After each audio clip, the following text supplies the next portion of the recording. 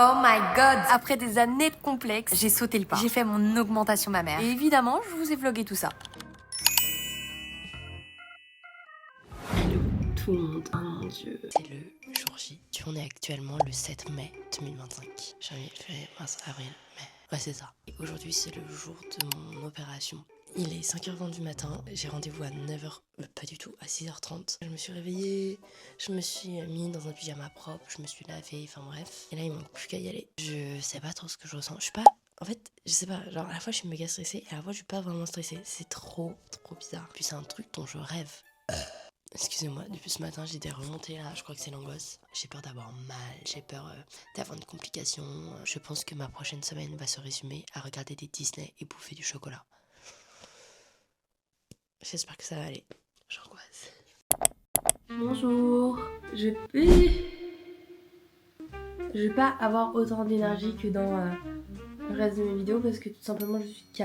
On est le vendredi 9 mai, il est 11h. Je me suis fait opérer le 7 mai vers 6h30, 7h, 8h. Comment vous dire? Là, je vous parle vraiment à vif. Le jour même de l'opération, du coup je suis partie de l'hôpital à 19h. Globalement ça allait, j'avais mal, mais ça allait vraiment bien. J'ai pu me lever toute seule, c'était ok. Puis je suis rentrée chez moi. À partir de ce moment-là, j'ai pleuré tellement j'avais mal. C'est une sensation tellement étrange. Là, actuellement, j'ai du coup mes pansements. J'ai pas encore la brassière, faut que j'aille l'acheter tout à l'heure. En fait, le trajet pour rentrer de l'hôpital à venir chez moi, la voiture, ça m'a mis KO. Puis je pense qu'il y avait le stress qui partait, il y avait la fatigue. Premier soir de l'opération, c'était catastrophique. Je reste dans mon lit parce que je ne peux rien faire d'autre. J'arrive quand même à aller faire pipi toute seule.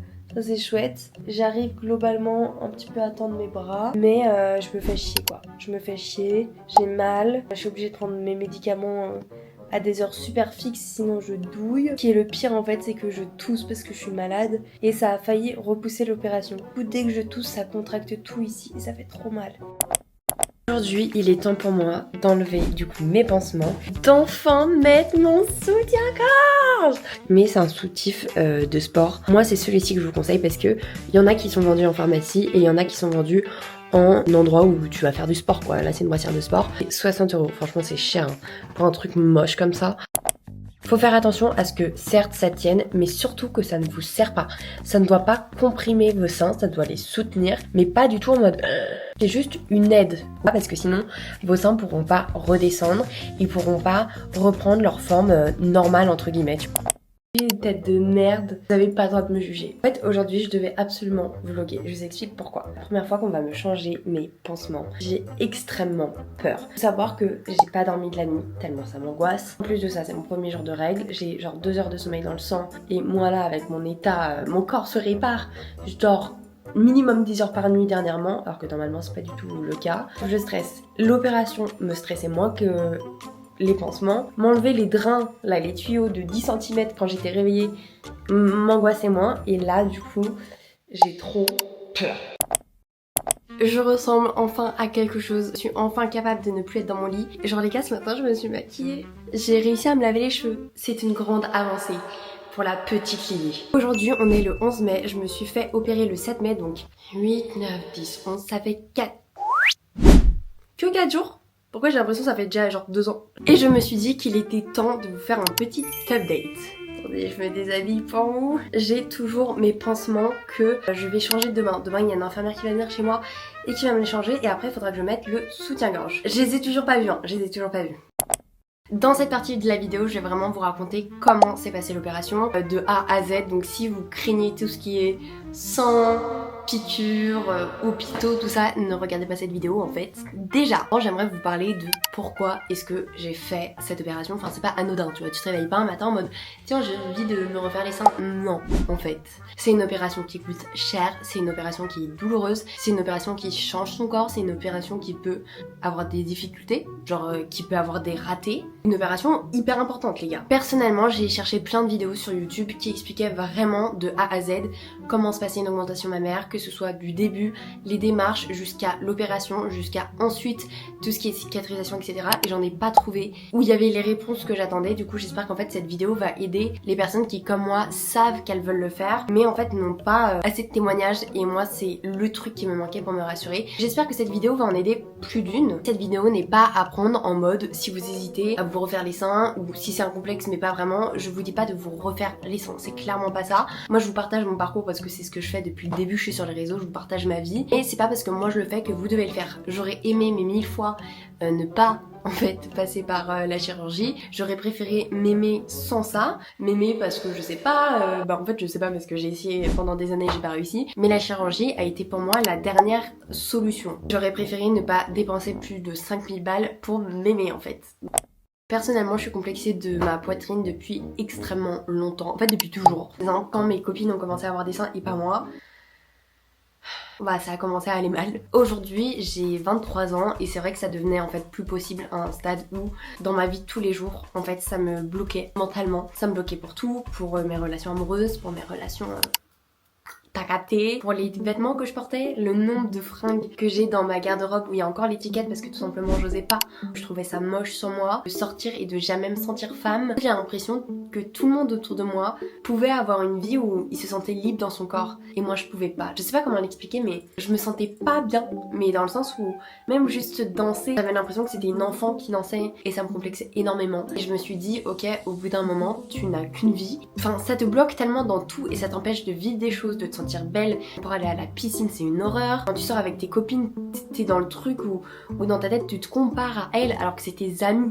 Tellement c'est une insécurité chez moi, ça devenait quelque chose de négatif au sein de moi-même et de mes amis, un problème qui était tellement ancré dans ma vie que j'ai essayé d'acheter de la lingerie qui potentiellement pouvait m'aller, mais même ça c'était un souci. Enfin je pouvais pas en fait aller dans la cabine sans pleurer.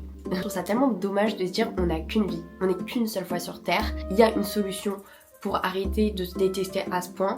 Pourquoi je passe pas le cap sachant que j'ai l'argent pour le faire? Je me suis dit bon écoute ça me fait peur, ça me fait extrêmement peur tout ce qui est hôpitaux. Moi je suis vraiment une chochotte de ta mère, genre j'ai peur de tout. Moi je pleure quand je vais me faire un vaccin. En fait c'est moi qui ai choisi de me faire opérer et donc c'était pas quelque chose entre guillemets où j'avais pas le choix, où c'était une contrainte. Donc c'est une chance tu vois, c'est pas je vais me faire opérer parce que j'ai un cancer du cerveau. Non c'est je vais me faire opérer parce que je vais enlever mon complexe. Moi je le voyais vraiment comme une chance. En fait je sais pas comment expliquer mais je pouvais plus vivre comme ça. Du coup aujourd'hui voilà, pump it up, je suis trop contente. Maintenant que je vous ai un petit peu raconté mon rapport à mes seins, à mes lolos, à mes boobies, je vais vous raconter les démarches. Comment est-ce que concrètement c'est arrivé là quoi.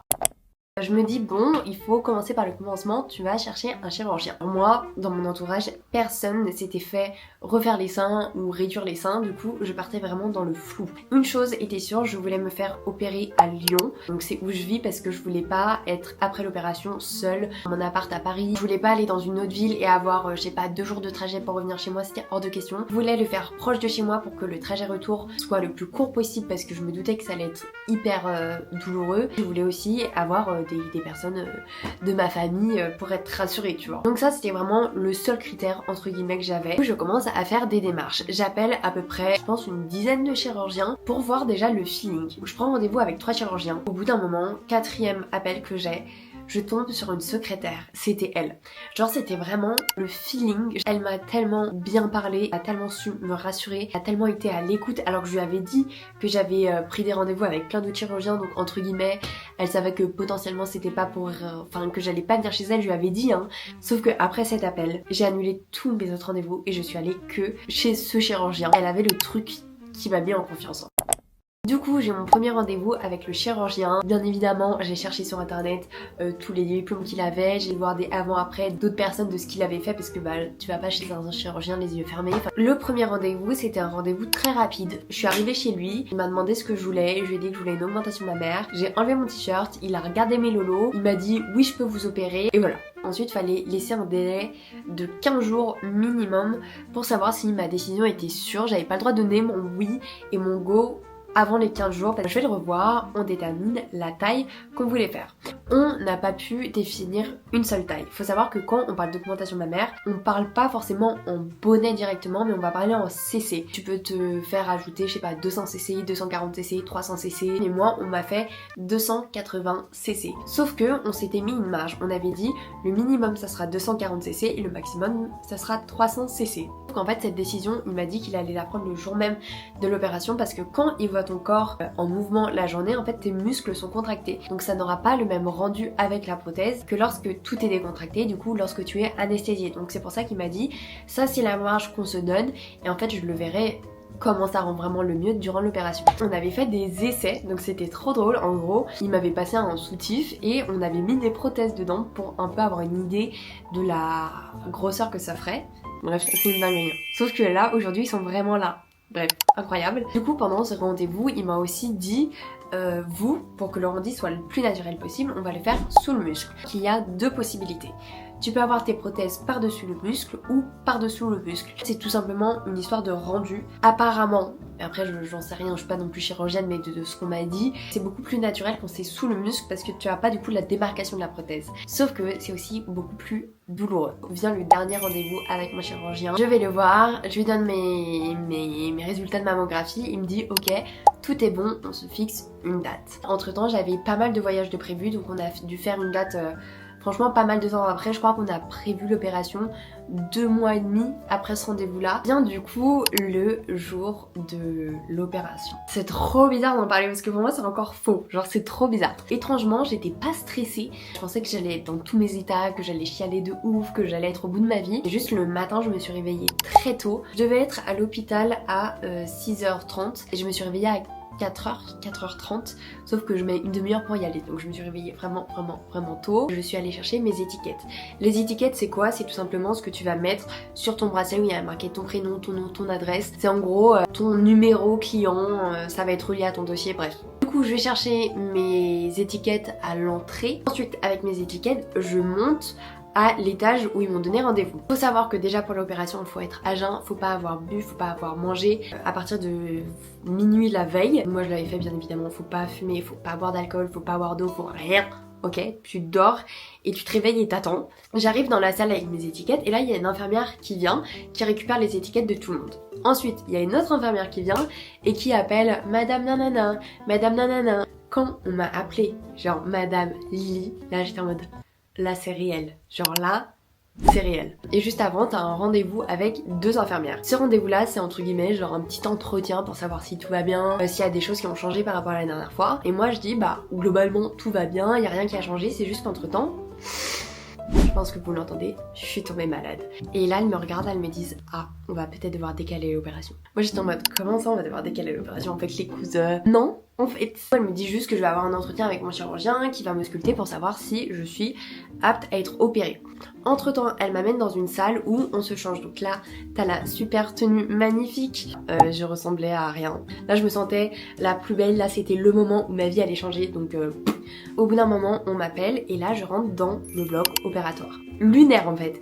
J'arrive, je m'attendais pas à ce que ça ressemble à ça. Pour moi, le bloc opératoire, ça faisait tellement peur parce que j'ai regardé tellement de séries, de trucs et tout que pour moi, c'était une salle de torture. Et j'arrive.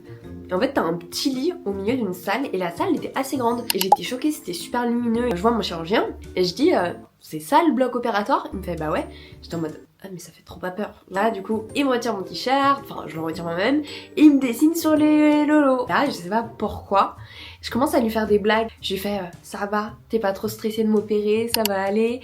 Le mec elle était morte de rire, elle était là en mode mais ma belle ça fait 20 ans que je fais ce métier, genre est-ce que c'est toi qui stresse? Moi j'étais en mode moi je stresse pas en fait. Moi je stressais pas mais je pense qu'en fait tellement j'étais stressée, je stressais pas.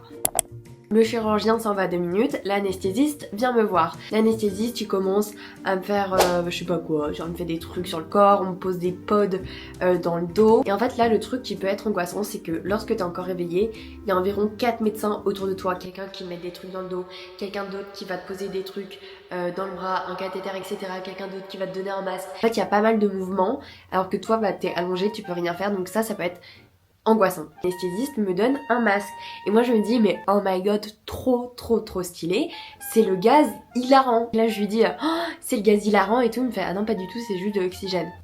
j'étais dégoûtée. Moi j'étais là en mode mais naze en fait. On va me trucider le corps, vous pouvez me passer un truc fun en fait. Et du coup là je mets le truc, il me dit tu vas te sentir un petit peu partir. Et là je suis là en mode mais pas du tout. Et 2 secondes après j'ai aucun souvenir. Donc en fait je suis partie très très vite. Mais à l'heure encore actuelle, je sais pas s'il m'a fait une blague et qu'en fait le masque c'était le gaz hilarant ou si c'était que de l'oxygène. Je n'en sais toujours rien.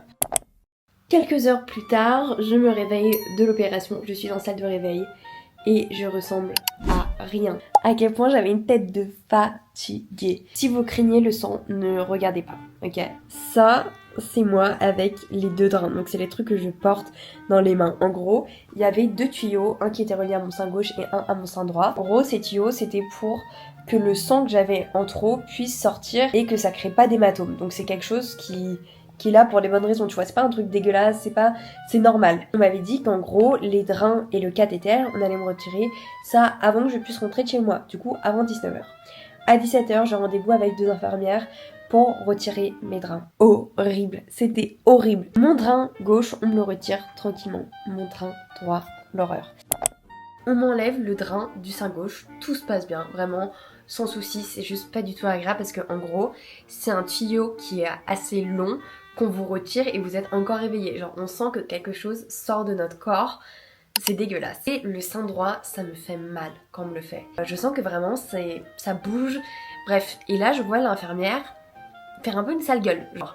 Et je me dis oulala, oulala, et elle me dit bon, petite complication, le drain est bloqué, je vais devoir appeler le chirurgien pour savoir en fait si lui vient le retirer ou si je peux tirer un petit peu plus fort. Je me dis mon dieu, est-ce que je vais devoir retourner au bloc parce qu'il y a un truc bloqué? Bref, je commence à flipper. Mais étonnamment, j'étais encore un peu shootée, du coup je flippe pas tant que ça. Au final, elle revient quelques instants après, elle me dit que elle a le go du chirurgien pour tirer un peu plus fort. Et du coup, elle tire vraiment. Et franchement, ça fait mal. Ensuite, on m'enlève mon cathéter et tout, et là je rentre chez moi. Bon les gars, on se retrouve 2 mois après mon opération parce que pour moi c'était trop important de vous faire un avant, pendant et après. J'ai des seins. J'ai décidé en plus d'un petit peu vous draguer, de vous mettre un petit rond un peu en mode dentelle. Je sais que vous me dites fais voir des avant-après mais quand même, on est sur YouTube, on n'est pas sur OnlyFans. You know. Je me suis rendu compte que tout le long de la vidéo, je vous ai même pas dit le prix je crois. En tout cas c'était 5600, 5800. 5000. C'était cher. C'était cher. C'est l'heure du bilan 2 mois après l'opération. Déjà, je suis trop contente. Pour moi, c'est la meilleure décision de ma vie. Je me sens belle, je me sens femme, je me sens bien. Attention, me faites pas dire ce que je n'ai pas dit. Être une femme, ça ne veut pas dire avoir des seins. On est d'accord. Chaque femme a ses complexes, chaque femme associe la féminité à ce qu'elle veut en fait. C'est propre, c'est objectif. C'est objectif. Bref, c'est propre à chacun. Et pour moi, c'était une part de ma féminité que je ne retrouvais pas en moi. I feel like I'm a femme fatale, ok? Au niveau de la douleur, j'ai eu mal pendant, en vrai, tout le premier mois. Mais attendez, je m'explique. Première semaine, douleur intense parce que t'as mal, tu viens de te faire opérer. Deuxième semaine, c'est plus en mode une sensation que tu connais pas. Et après, en fait, c'est juste quand tu portes des trucs où des fois, d'un coup, tu vas avoir, tiens, genre ça se crispe et là, ça fait mal. Mais là, aujourd'hui, je peux les toucher, je peux les masser, il n'y a aucun souci, aucune douleur. Au niveau des cicatrices, on les voit. Pour le moment, j'ai juste un trait rouge. Genre, enfin, moi, ça me dérange pas du tout les cicatrices. Alors là, s'il y a bien un truc qui ne me gêne pas, c'est les vergetures, les cicatrices.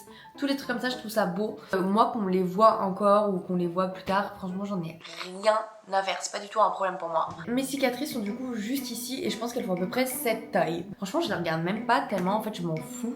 Elles sont là, elles font leur vie, je les laisse tranquilles. Du coup, ouais, là, la douleur, ça va beaucoup mieux. Je me suis enfin acheté de la lingerie. Oh my god! Meilleur moment de m'être vue en soutif. Genre, vraiment, je me suis regardée dans le miroir. Franchement, j'aurais pu me draguer moi-même. Au niveau de la sensibilité, moi, faut savoir que avant, quand j'avais du coup mes seins avant l'opération, c'était hors de question qu'on me touche les seins. C'était tellement un complexe, c'était tellement que je ne voulais pas, je ne pouvais pas. À l'heure d'aujourd'hui, quand on me touche les seins, j'ai un peu plus de sensibilité, mais pas vraiment. Sauf que je ne peux pas comparer à avant, parce qu'avant, on me touchait pas les seins. Je disais non! Écoutez, je sens comme ça qu'on me touche les seins, mais par exemple, le téton, quand voilà, je sens pas forcément. Donc voilà, mais ça c'est un truc où je peux pas comparer à avant, parce que juste, on me touchait pas les lolos. En fait, c'était genre propriété privée, personne ne touche. Interdit à l'accès. Je sais pas trop ce que je peux vous raconter d'autre. Posez-moi des questions en commentaire, c'est un peu fait pour ça. En tout cas, je vous fais plein de gros bisous. On se retrouve très vite pour une prochaine vidéo. Bisous.